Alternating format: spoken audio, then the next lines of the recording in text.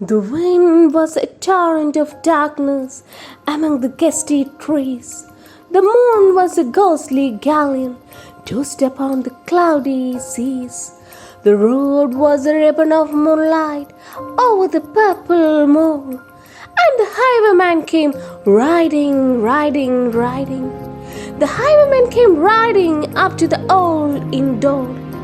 Over the cobbles he clattered and clashed in the darkened yard, and he tapped with his whip on shutters, but all was locked and barred.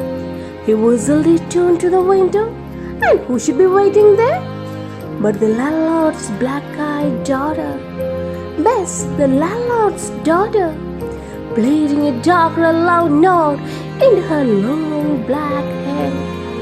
And dark in the darkened yard, a stable wicket creaked, where Tim the ostler listened. His face was white and peaked, his eyes were hollows of madness, his hair like mouldy hay. But he loved the landlord's daughter, the landlord's red-lipped daughter. Dumb as a dog he listened, and he heard the roper say, "One kiss, my bonny sweetheart, I'm of a price tonight, but I shall be back with the yellow gold before the morning light. Yet, if they press me sharply and hurry me through the day, then look for me by moonlight, watch for me by moonlight. I'll come to thee by moonlight, though hell should bar the way." He rose surprised from the stirrup, his scarce she reached her hand, but she loosened her hair in the casement.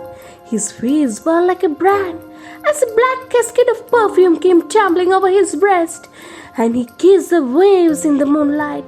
Then he tugged at his rein in the moonlight and galloped away to the west. He did not come in the dawning, he did not come at noon, and out of dawning sunset, before the rise of the moon. When the road was gypsy's ribbon looping the purple moor, a red-coat troop came marching. King George's men came marching up to the old inn door. They said no word to the landlord, they dragged his ailing steed, but they gagged his daughter and bound her to the foot of her narrow bed. Two of them knelt at her casement with musket at his side.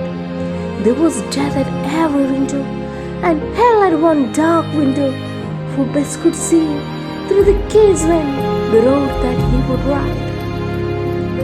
They had tied her up to the iron shed with many a sniggering jest. They bound a musket beside her with a barrel beneath her breast. "Now keep good watch," and they kissed her. She heard the dead man say, "Look for me by moonlight, watch for me by moonlight.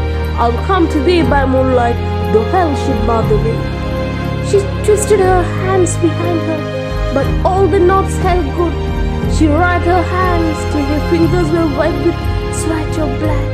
They stretched and strained in the darkness, and hours crawled by like years, till now, on the stroke of midnight, cold, on the stroke of midnight, the tip of one finger touched it, the trigger at least was hers. The tip of one finger touched it, she strove no more for the rest. Up she stood up to attention, with the barrel beneath her breast.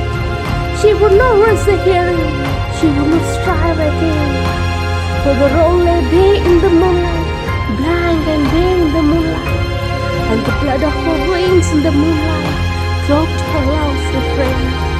"Tock, tock, tock," at the heartache, the house was ringing clear. "Tock, tock, tock," from distance, were they deaf that they did not hear? Down the ribbon of the moonlight, over the brow of the hill, the highwayman came riding. The red coats looked to their priming. She stood up straight and still. Tot in the frosty silence, tot in the echoing night. Nearer he came and nearer. Her face was like a light. Her eyes grew wide for a moment. She drew one last deep breath. Then her finger moved in the moonlight. Her musket shattered in the moonlight, shattered her breast in the moonlight, and warned him with her death. He turned, he spurred to the west. He didn't know who stood, bowed with her head over the musket, drenched with her own red blood. Not till dawn he hurried. His face grew grey to hear how bells the landlord's daughter, the landlord's black-eyed daughter, had watched for her love in the moonlight and died in the darkness there.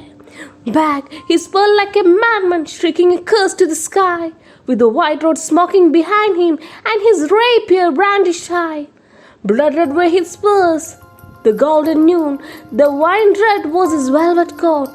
When they shut him down on the highway, down like a dog on the highway, and he lay him's blood on the highway with the wand of flames at his throat.